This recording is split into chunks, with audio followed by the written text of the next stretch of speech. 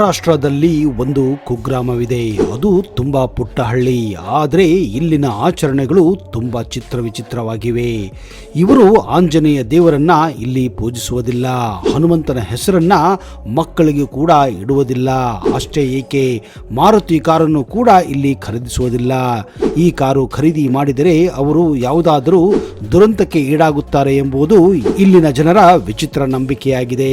ದೇಶಾದ್ಯಂತ ಹಿಂದೂಗಳು ಹನುಮಂತನ ಜಯಂತಿಯನ್ನು ಆಚರಿಸಿದರೆ ಈ ಹಳ್ಳಿಯಲ್ಲಿ ಮಾತ್ರ ಯಾವ ಆಚರಣೆಗಳು ಕೂಡ ನಡೆಯುವುದಿಲ್ಲ. ಒಟ್ಟಾರೆ ಹೇಳಬೇಕೆಂದರೆ ಹನುಮಾನ್ ದೇವರಿಗೆ ಸಂಬಂಧಪಟ್ಟ ಯಾವುದೇ ಆಚರಣೆಗಳನ್ನ ವಿಚಾರಗಳನ್ನ ಈ ಹಳ್ಳಿಯಲ್ಲಿ ಮಾಡುವ ಹಾಗಿಲ್ಲ. ಆಂಜನೇಯನ್ನು ಇಲ್ಲಿಯ ಜನರು ನಂಬುವುದೇ ಇಲ್ಲ. ಆದರೆ 2019ರಲ್ಲಿ ಈ ಒಂದು ಕುಗ್ರಾಮದಲ್ಲಿ ಒಂದು ವಿಚಿತ್ರ ಘಟನೆ ನಡೆದು ಹೋಗಿದೆ. ಈ ಘಟನೆ ನಡೆದ ಬಳಿಕ ಈ ಗ್ರಾಮದಲ್ಲಿ ಹಲವಾರು ಪವಾಡಗಳು ಕೂಡ ನಡೆಯುತ್ತಿವೆ. ಅಷ್ಟಕ್ಕೂ ಈ ಗ್ರಾಮದಲ್ಲಿ ನಡೆದಿದ್ದಾದರೂ ಏನು, ಯಾಕೆ ಇಲ್ಲಿ ಆಂಜನೇಯನನ್ನ ಪೂಜಿಸುವಂತಿಲ್ಲ? ಆದರೆ 2019ರ ನಂತರ ಈ ಹಳ್ಳಿಯಲ್ಲಿ ಏನಾಗುತ್ತಿದೆ, ಈ ಎಲ್ಲ ಕುತೂಹಲಕಾರಿ ಮಾಹಿತಿ ನಿಮಗೆ ಗೊತ್ತಾಗಬೇಕೆಂದ್ರೆ ಈ ವಿಡಿಯೋನ ಕೊನೆಯವರೆಗೂ ನೋಡಲೇಬೇಕು. ಅದಕ್ಕಿಂತ ಮೊದಲು ನೀವು ನಮ್ಮ ಚಾನಲ್ಗೆ ಹೊಸಬರಾಗಿದ್ದರೆ ದಯವಿಟ್ಟು ಈಗಲೇ ಸಬ್ಸ್ಕ್ರೈಬ್ ಮಾಡಿ, ಜೊತೆಗೆ ಬೆಲ್ ಐಕನ್ ಕೂಡ ಪ್ರೆಸ್ ಮಾಡಿ.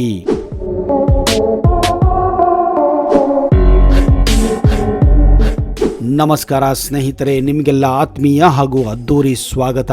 ಭಾರತದಲ್ಲಿ ಯಾವುದೇ ಒಂದು ಹಳ್ಳಿಗೆ ಹೋಗಿ, ಯಾವುದೇ ಒಂದು ಪಟ್ಟಣಕ್ಕೆ ಹೋಗಿ, ಯಾವುದೇ ಒಂದು ನಗರಕ್ಕೆ ಹೋಗಿ, ಮಹಾನಗರಕ್ಕೆ ಹೋಗಿ, ಅಲ್ಲಿ ಹನುಮಂತನ ದೇವಸ್ಥಾನ ಇದ್ದೇ ಇರುತ್ತದೆ.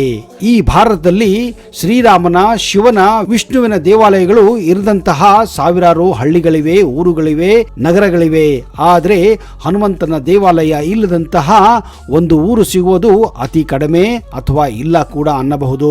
ಆದರೆ ಮಹಾರಾಷ್ಟ್ರದ ಈ ಒಂದು ಗ್ರಾಮದಲ್ಲಿ ಆಂಜನೇಯನ ದೇವಸ್ಥಾನ ಇರುವುದಿರಲಿ, ನೆನೆಸುವುದು ಕೂಡ ಇಲ್ಲಿ ಪಾಪವಂತೆ.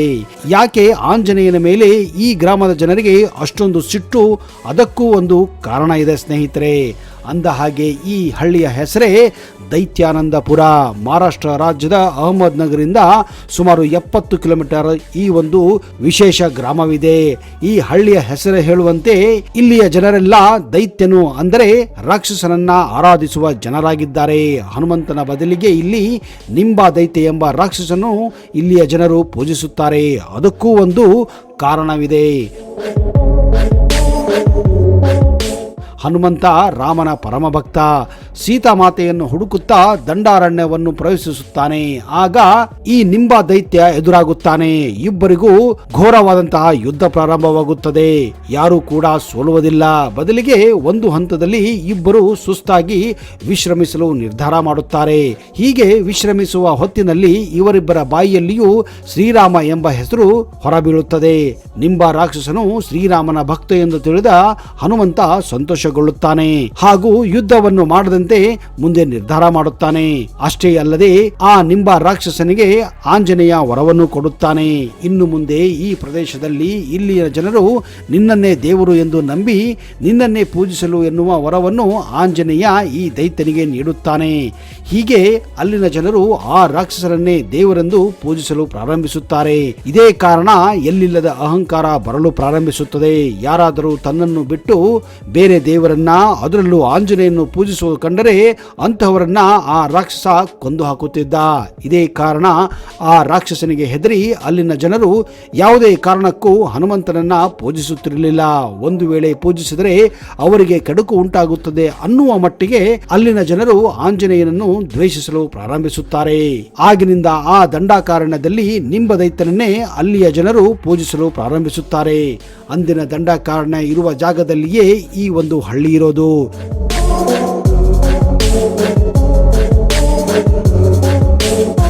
ಇಲ್ಲಿ ಒಂದೇ ಒಂದು ಆಂಜನೇಯ ದೇವಸ್ಥಾನವಿಲ್ಲ.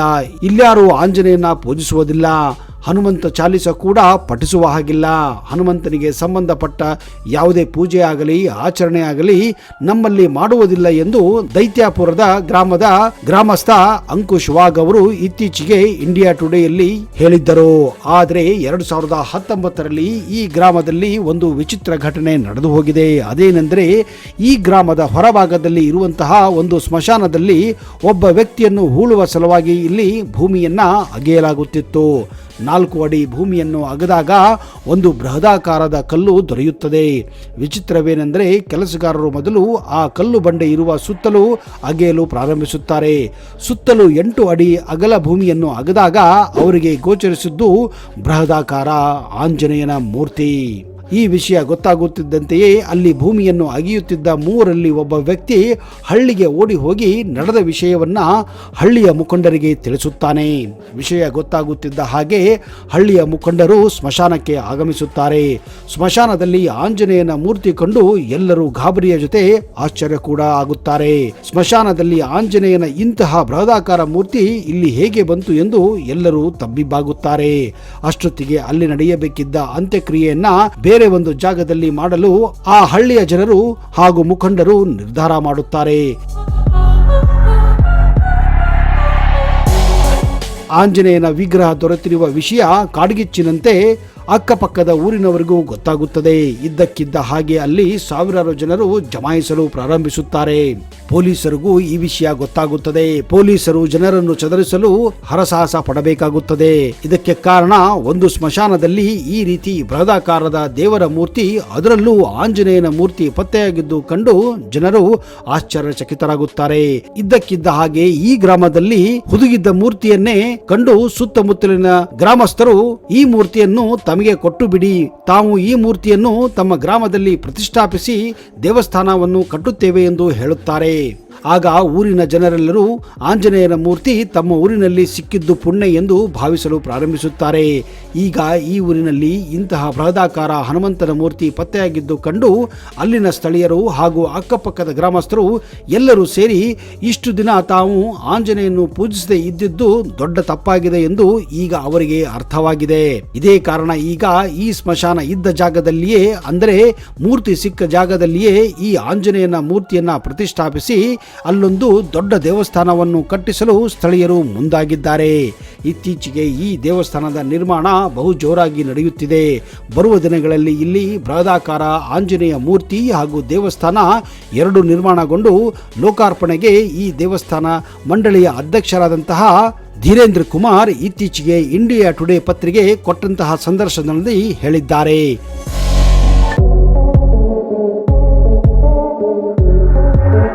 ನಮಗೆಲ್ಲ ಗೊತ್ತಿರುವ ಹಾಗೆ ಆಂಜನೇಯ ಅಂದರೆ ಹನುಮಂತ ಚಿರಂಜೀವಿ ಮತ್ತು ಬ್ರಹ್ಮಚಾರಿ.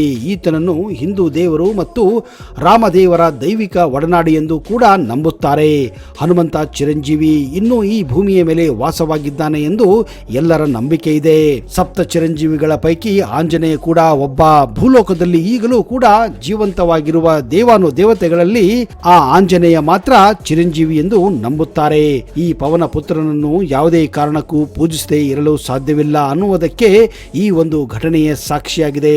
ಒಂದು ಕಾಲದಲ್ಲಿ ಆಂಜನೇಯನ್ನು ಪೂಜಿಸದೇ ಇದ್ದಂತಹ ಈ ಒಂದು ಗ್ರಾಮ ಈಗ ಆಂಜನೇಯನ ಬೃಹದಾಕಾರ ವಿಗ್ರಹ ಹಾಗೂ ದೇವಸ್ಥಾನವನ್ನ ಕಟ್ಟಲು ಮುಂದಾಗಿದೆ ಎಂದರೆ ಆ ಮಾರುತಿಯ ಶಕ್ತಿ ಎಷ್ಟಿರಬಹುದೆಂದು ನೀವೇ ಯೋಚಿಸಿ.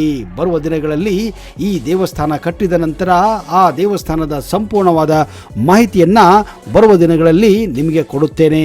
ಒಂದು ವೇಳೆ ನಿಮಗೆ ಈ ವಿಡಿಯೋ ಇಷ್ಟ ಆದಲ್ಲಿ ಕಮೆಂಟ್ ಬಾಕ್ಸ್ ಅಲ್ಲಿ ಜೈ ಆಂಜನೇಯ ಎಂದು ಕಮೆಂಟ್ ಮಾಡಿ. ಇಂತಹದೇ ಇನ್ನಷ್ಟು ಕುತೂಹಲ ಹಾಗೂ ಅಚ್ಚರಿಯ ಮಾಹಿತಿಯೊಂದಿಗೆ ಮುಂದಿನ ಸಂಚಿಕೆಯಲ್ಲಿ ಸಿಗುತ್ತೇನೆ. ಅಲ್ಲಿಯವರೆಗೆ ಜೈ ಹಿಂದ್, ಜೈ ಕರ್ನಾಟಕ. ನಿಮಗೆಲ್ಲ ಶುಭವಾಗಲಿ.